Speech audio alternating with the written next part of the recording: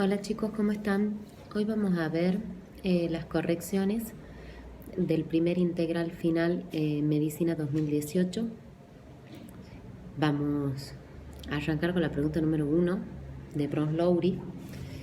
Recordemos que la teoría de Brown-Lowry define al ácido toda aquella sustancia capaz de ceder protones y la base, toda sustancia capaz de aceptar protones.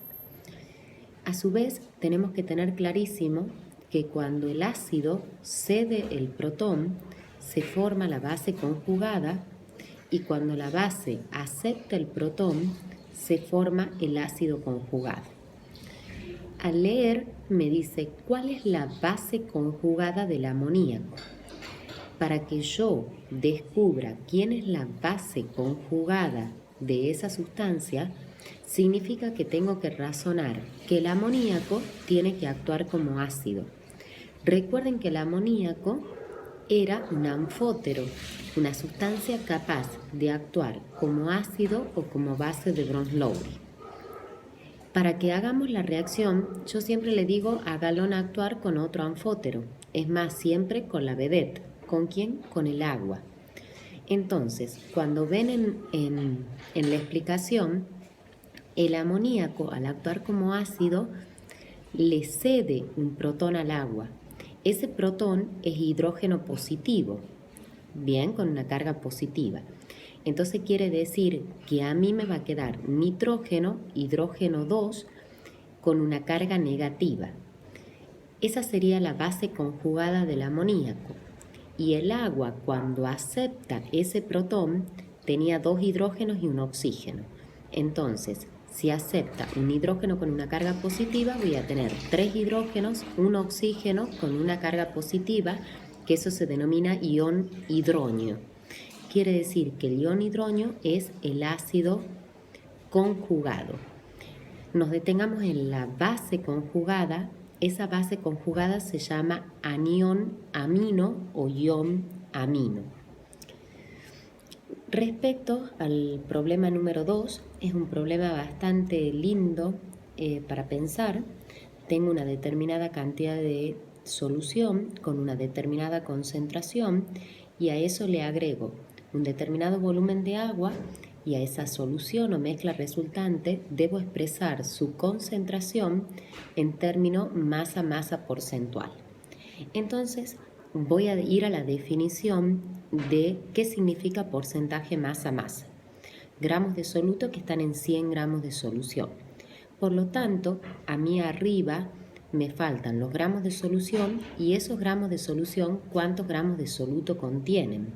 Bien, para eso debo abrir el 30% peso sobre peso, donde debo calcular en esos 500 gramos de solución que tengo, cuántos gramos de soluto están contenidos, o sea, 150.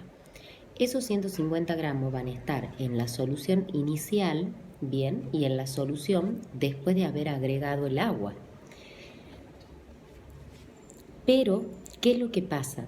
Yo tengo esa solución y le agrego agua, o sea que estoy haciendo una dilución. Significa que lo que va a variar es la cantidad de solución. Para ellos tienen que pasar ese dato de agua que está en mililitro a gramo, que viene a ser exactamente el mismo valor porque la densidad del agua es igual a 1, y sumarlo a los 500 gramos de solución. Entonces, en esa solución diluida yo tengo 750 gramos de solución que contienen los 150 gramos de soluto en 100x. Cuando vamos al problema número 3,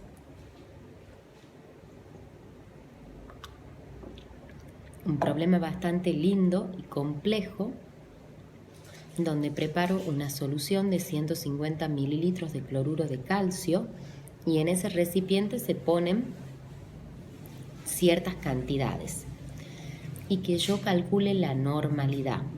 Yo les dije que lo mejor es calcular molaridad.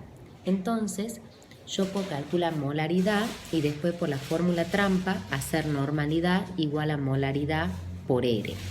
Bien, que recuerden que al ser una sal tienen que hacer la reacción química de obtención de esa sal para sacar el R. Quiere decir que si la molaridad son moles de soluto que hay en 1000 mililitros de solución, ¿cuál es mi volumen final? Los 150 mililitros. Entonces, yo tengo que decir cuántos moles tengo en los 150 mililitros. Bien, para ello significa que en todas esas cantidades del 1 al 5 debo expresar en moles cuánto me aporta cada uno.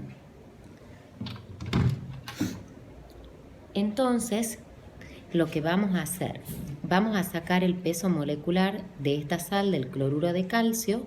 Entonces, en el primer ítem, o sea, en el inciso 1, voy a hacer una estequiometría, bien, donde 1 mol, el peso molecular, es 0,75 X moles, bien. En el segundo, no tengo que pasar nada debido a que está expresado en moles. Vamos al inciso 3, habla de equivalentes. Quiere decir que yo tengo equivalentes gramos de soluto y tengo que pasar a moles. No hay algo directo para poder relacionar equivalentes con moles, sino que hay un puente que son los gramos. ¿Qué les quiero decir con esto?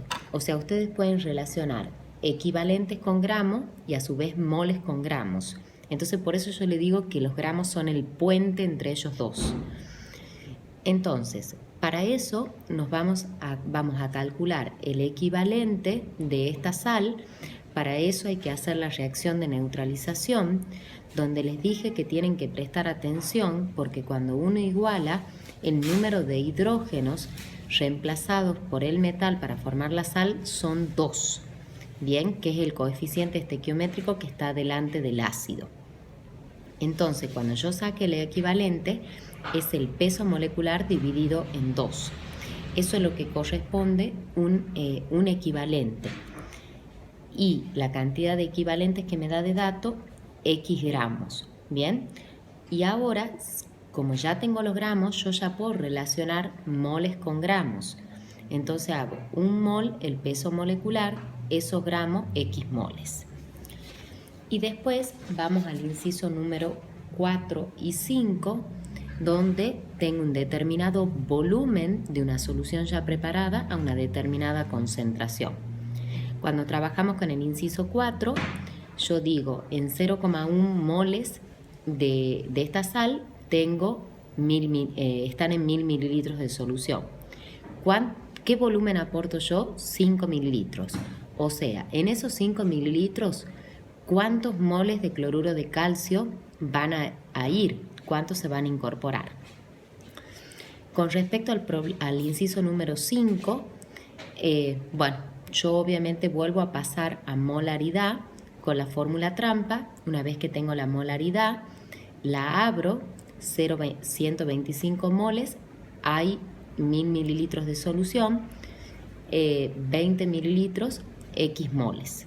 Bien, cuando yo ya tengo los moles de los 5 incisos, los moles, como son cantidades, se pueden sumar. Entonces, cuando sumo la cantidad de todos los moles de todos los incisos, significa que voy a obtener los moles totales que va a tener mi mezcla resultante. Entonces, esa cantidad de moles van a estar en el volumen de 150 mililitros. En 1000 mililitros, X, para que yo pueda calcular la molaridad. Bien, y después me voy a la fórmula trampa, N igual a M por R, o sea que ese valor de molaridad lo multiplico por 2 para calcular la normalidad. Bien, hay algo que quiero aclarar en este problema. El volumen final de la solución es 150 mililitros que está en el enunciado. Bien, si yo me pongo a ver esos 5 incisos, el inciso 4 me dice que aporta 5 mililitros. El inciso 5 dice que me aporta 20 mililitros. Entonces, eso significa que a esa solución se le han agregado 125 mililitros de agua. Hagan de cuenta, por ejemplo, que en el enunciado no diga ningún volumen final de la mezcla resultante y me den los 5 incisos como están ahí. Significa que el volumen final yo solamente voy a tener que sumar el volumen aportado por soluciones preparadas. Quiere decir, por el 4 o por el 5. O sea que va a tener 25 mililitros esa solución final en el caso que en el enunciado no esté el dato del volumen final.